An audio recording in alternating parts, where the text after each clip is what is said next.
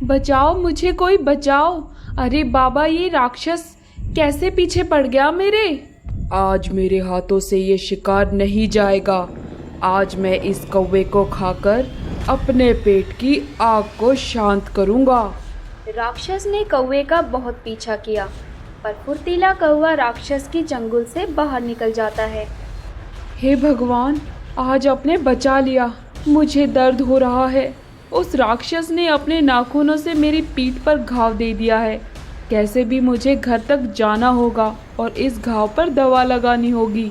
यह कहानी सुंदरवन जंगल की है।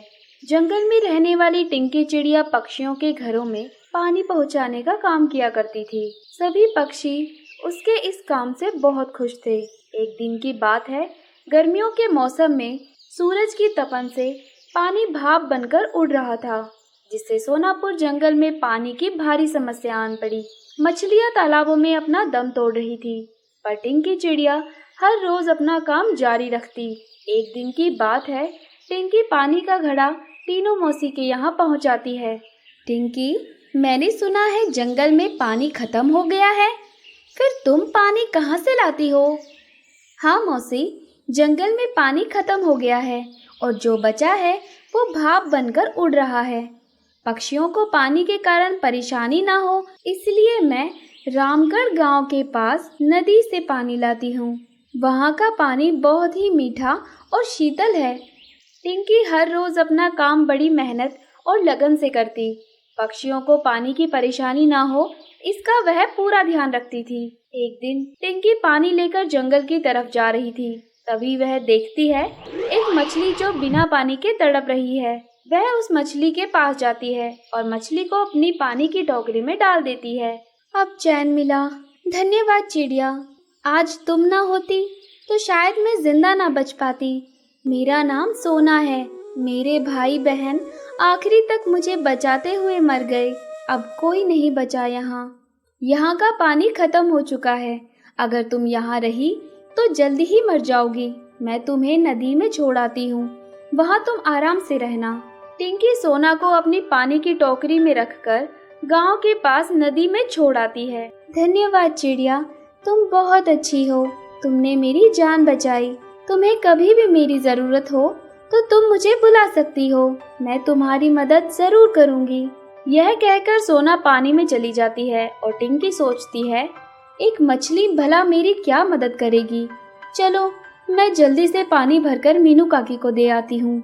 टिंकी पानी भरकर मीनू काकी के घर चली जाती है। आज तो बहुत देरी हो गई तुम्हें पानी लाने में। कोई काम आ गया था क्या? हाँ काकी, रास्ते में मैंने एक मछली देखी, बस उसी की मदद करने में मुझे जरा समय लग गया। कल से पानी आपके पास टाइम पर आ जाया करेगा। चलो काकी, मैं चलती हूँ। मुझे 2 जगह और पानी पहुँचाना है।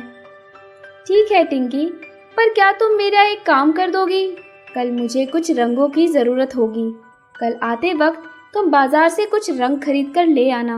ठीक है काकी, मैं कल आते वक्त आपके लिए रंग ले आऊंगी। टिंकी सभी जगह पानी पहुंचाकर अपने घर आती है। आज तो बहुत काम हो गया। मुझे लगता है अब मुझे थोड़ा आराम कर लेना चाहिए।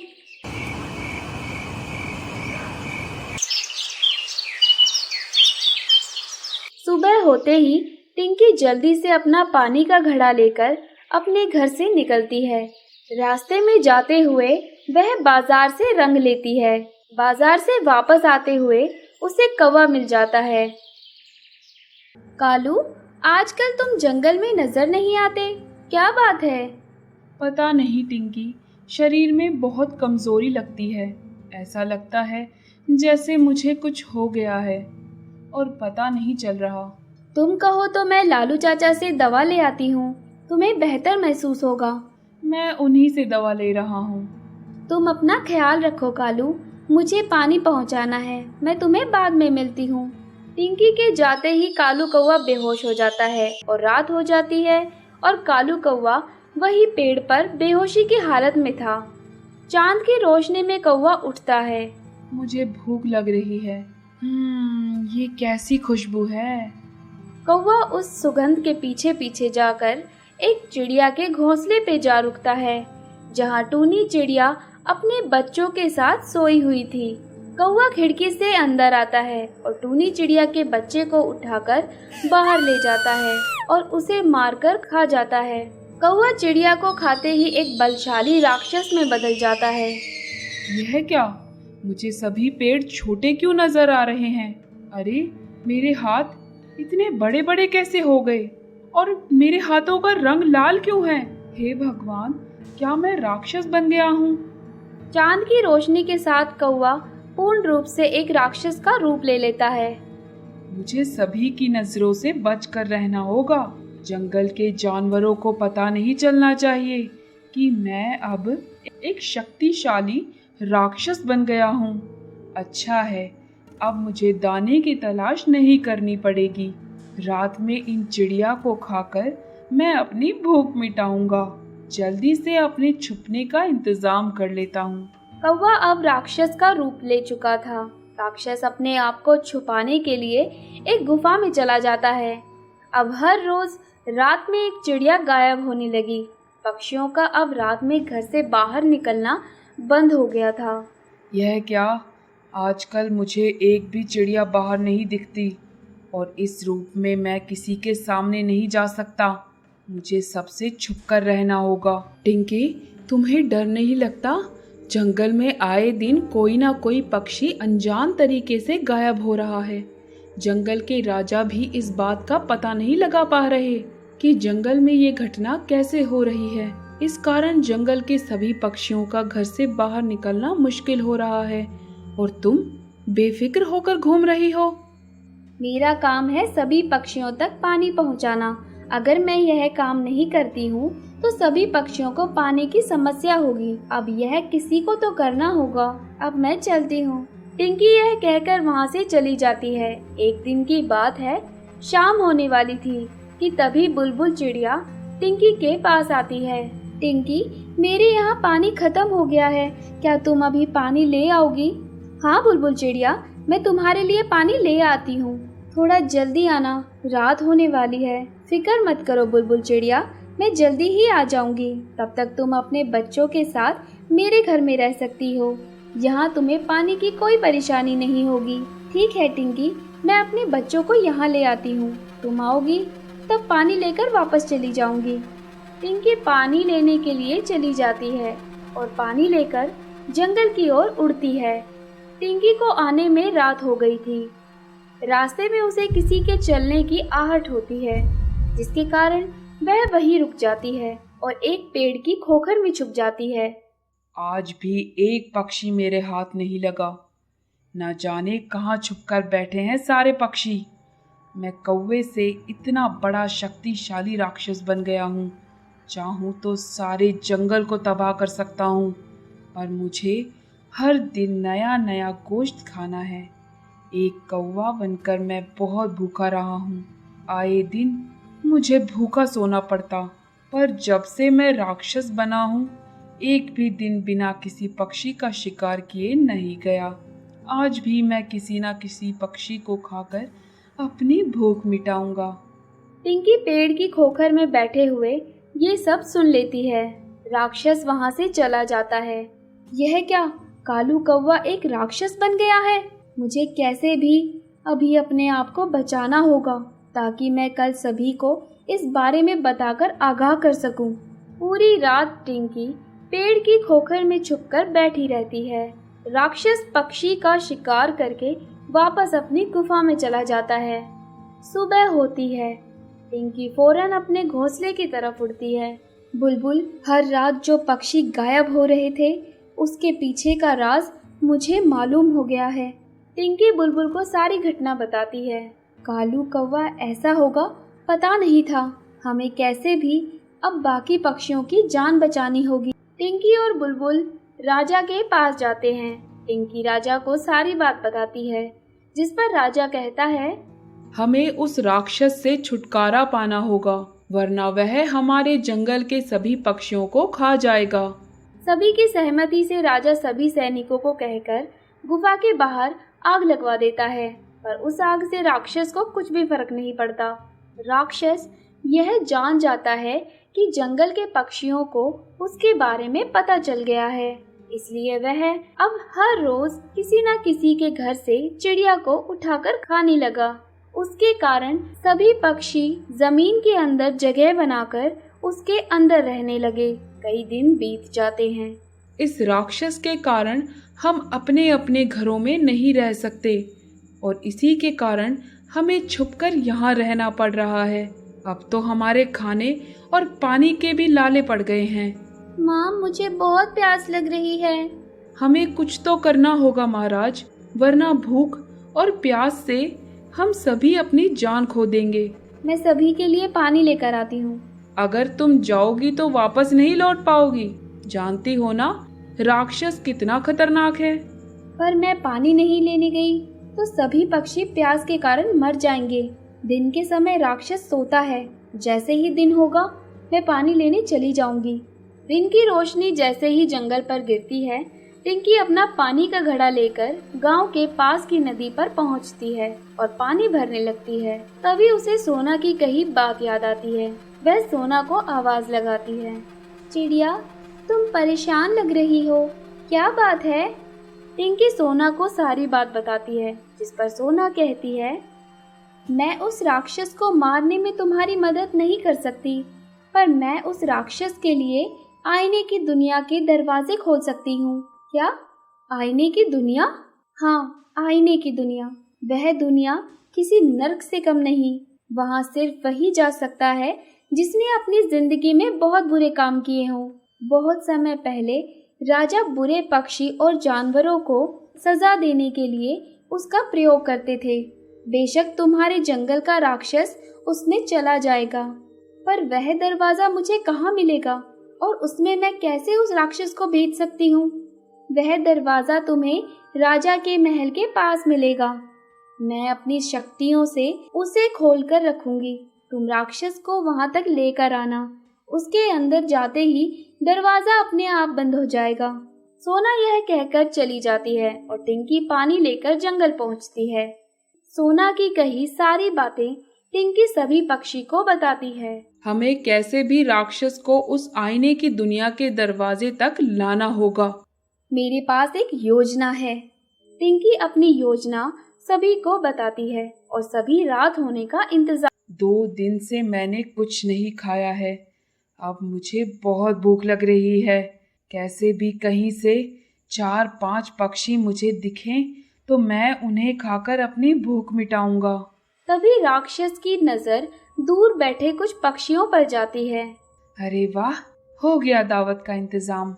राक्षस उन पक्षियों को पकड़ने उसके पीछे पीछे भागता है। सभी पक्षी अपनी योजना के अनुसार राक्षस को पीछे पीछे महल के पास ले आते हैं। कुछ ना खाने के कारण मेरे शरीर में कमजोरी हो गई है, वरना मैं इन छोटे छोटे पक्षियों को अब तक कच्चा चबा जाता। पक्षी राक्षस को अपने पीछे पीछे ले आते हैं और आईने के दरवाजे के पास रुक जाते हैं।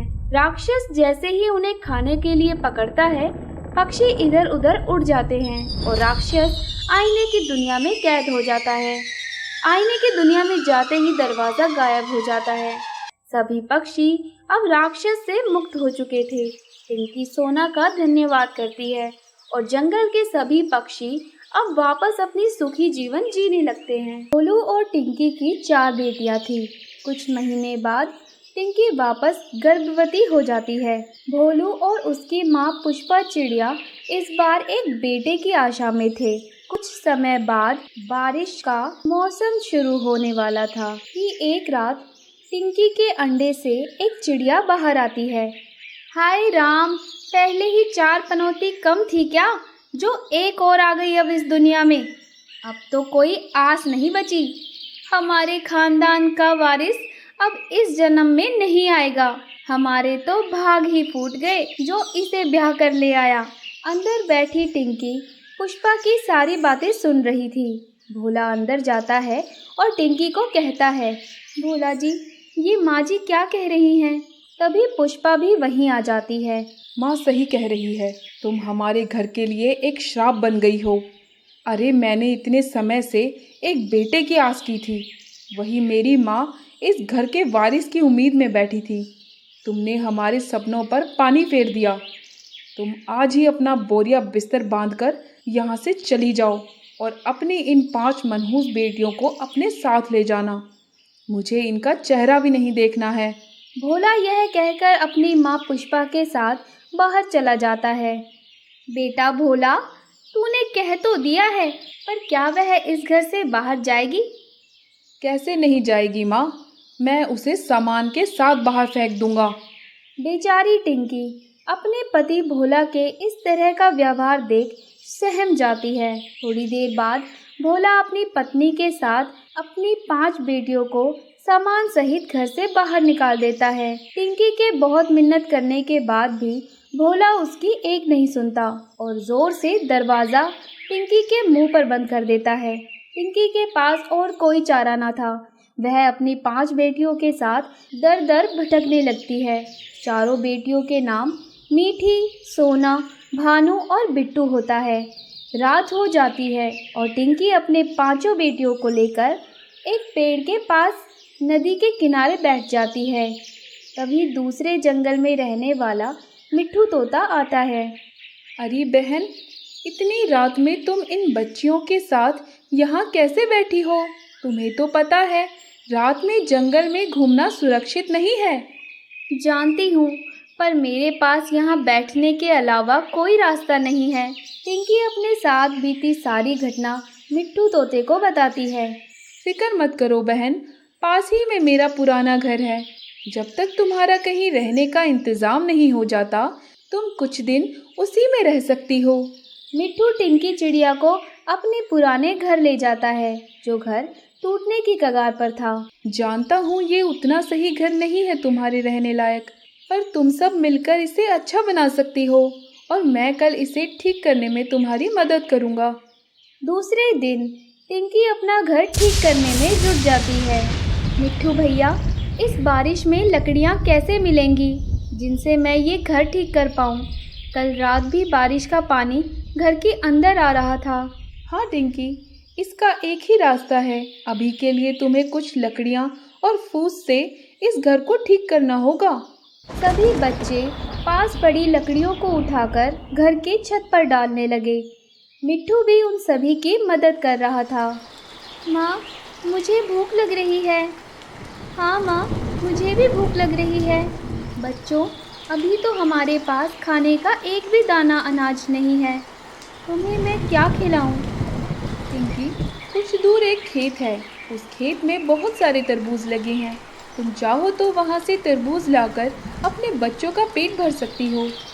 अरे वाह, तरबूज! माँ, हमें तरबूज खाना है। आप तरबूज ले आइए ना। ठीक है बच्चों, मैं तरबूज लेकर आती हूँ। मैं भी तुम्हारे साथ चलता हूँ, मुझे भी एक तरबूज लाना है। ठीक है मिट्ठू भैया, हम तरबूज लेकर आते हैं।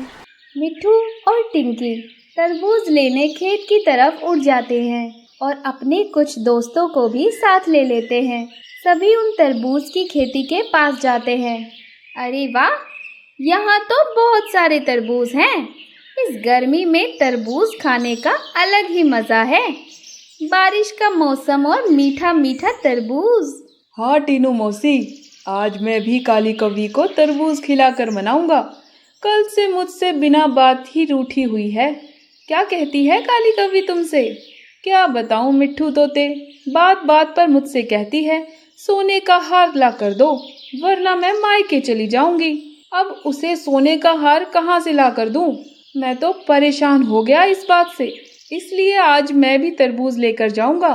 कम से कम आज के दिन तो ये सुनने को नहीं मिलेगा, मीठा तरबूज खाकर मीठा बोलेगी।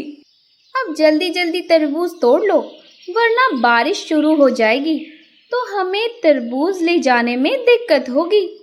सभी ने अपने लिए एक एक तरबूज तोड़ लिए।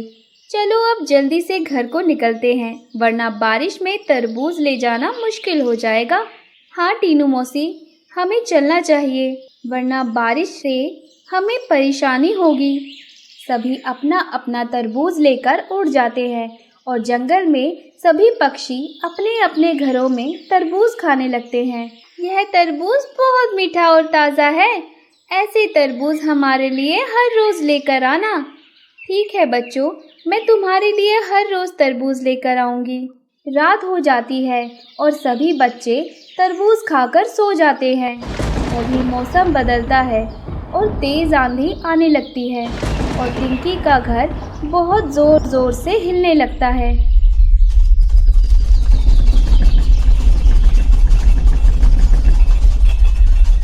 माँ, ये तेज आंधी कहीं हमारे घर को साथ न ले जाए। ये घर तो बहुत जोरों से हिल रहा है। टिंकी सभी बच्चों को घर से बाहर ले आती है और एक पेड़ की टहनी पर बैठ जाती है। बारिश में टिंकी अपने 5 बेटियों के साथ भीग रही थी। तभी एक जोर की आंधी टिंकी के घर को साथ ले जाती है। अब हम क्या करें माँ? इस बारिश ने तो हमारा घर तोड़ दिया। तुम फिक्र मत करो बच्चों, मैं कुछ करती हूँ। तभी टिंकी की नज़र रात के खाए तरबूज पर जाती है। बच्चों, तुम्हें मेरी मदद करनी होगी। मैं तरबूज लेने खेत जा रही हूँ, तब तक तुम अपना ध्यान रखना। टिंकी तरबूज लाने के लिए उठ जाती है और तरबूज के खेत में पहुँच जाती है। मैं जल्दी तरबूज तोड़ लेती हूँ। बारिश का कोई भरोसा नहीं है, अगर और भी तेज़ हो गई तो मैं उड़ नहीं पाऊँगी। टिंकी तरबूज तोड़ लेती है और उसे लेकर उड़ जाती है। बच्चे पेड़ की टहनी पर ही बैठे थे। माँ, आप इतनी बारिश में यह तरबूज क्यों लाई हो? बच्चों, हमें इस तरबूज में से कुछ हिस्सा बाहर निकालना होगा। तुम सभी इसमें मेरी मदद करो। टिंकी बच्चों की मदद से तरबूज के अंदर का हिस्सा बाहर कर देती है और तरबूज के अगले हिस्से में एक गेट बना देती है। कुछ ही देर में घर बनकर तैयार हो जाता है। सभी बच्चे उस घर में चले जाते हैं और टिंकी भी अंदर चली जाती है। कुछ देर बाद बारिश बहुत बढ़ जाती है। बारिश बढ़ने के कारण सभी पक्षियों के घर टूटकर नीचे गिर जाते हैं, पर टिंकी का घर जैसे का वैसा ही रहता है। बारिश ने तो घर खा लिया अपना। जा बेटा भोलू, जल्दी से किसी से मदद मांग कर आ, वरना तो इस बारिश में हम नहीं बच पाएंगे। भोलू अपनी माँ पुष्पा की बात से जंगल में मदद मांगने घूमता है और देखता है सभी के घर बारिश के कारण टूट चुके हैं। वही टिंकी अपने तरबूज घर में बहुत ही सुरक्षित है।